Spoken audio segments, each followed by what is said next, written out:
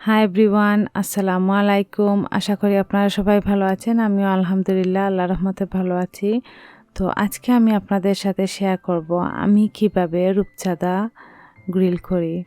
তার জন্য যা যা ইনগ্রেডিয়েন্ট লাগবে সেগুলো আমি এখানে নিয়ে নিয়েছি।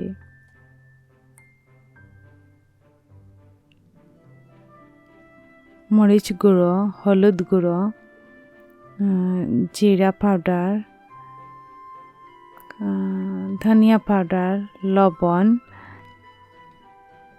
কারি পাউডার, চিলি সস, লেবুর রস,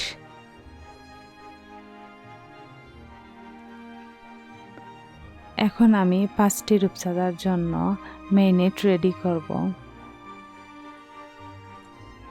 এখন আমি দিয়ে দিচ্ছি লবণ আন্দাজ অনুযায়ী, জিরে গুঁড়ো 1 চা চামচ, 1 চা চামচ মরিচ গুঁড়ো, 1 চা চামচ ধনে গুঁড়ো, 1 চা চামচ কারি পাউডার, 1 চা চামচ হলুদ গুঁড়ো, আর চিলি সস আর স্বাদ অনুযায়ী,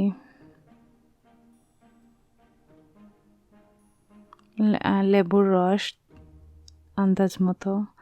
এরপর আমি এখানে মিক্স করে নিচ্ছি।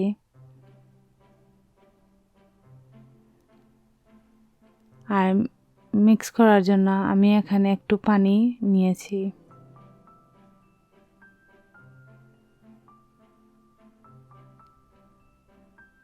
এই তো দেখতে পাচ্ছেন আমার মশলাটা মিক্স করা হয়ে গেছে।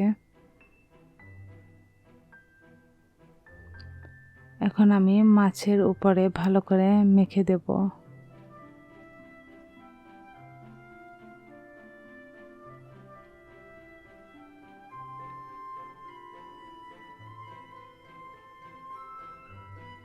আর সবগুলো মাছ ম্যারিনেট করার পর কমপক্ষে 2 ঘন্টা নর্মাল ফ্রিজে রেখে দেবেন, এর জন্যে যে মাছের ভিতরে ভালোভাবে ফ্লেভারটা ঢুকবে। আমিও ম্যারিনেট করার পর আমার ট্রেটা নিয়ে ফ্রিজে রেখে দিয়েছিলাম।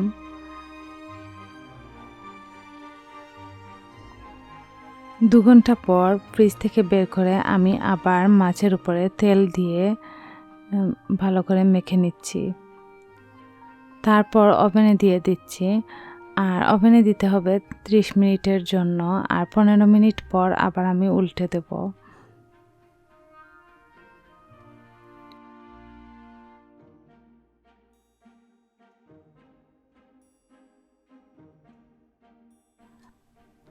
আর এই তো রেডি হয়ে গেল আমার রূপচাঁদা গ্রিল।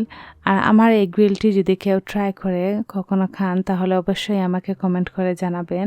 আর যদি আমার আজকের ভিডিওটি আপনাদের ভালো লেগে থাকে তাহলে অবশ্যই লাইক, কমেন্ট, শেয়ার আর সাবস্ক্রাইব করতে ভুলবেন না। আল্লাহ হাফেজ।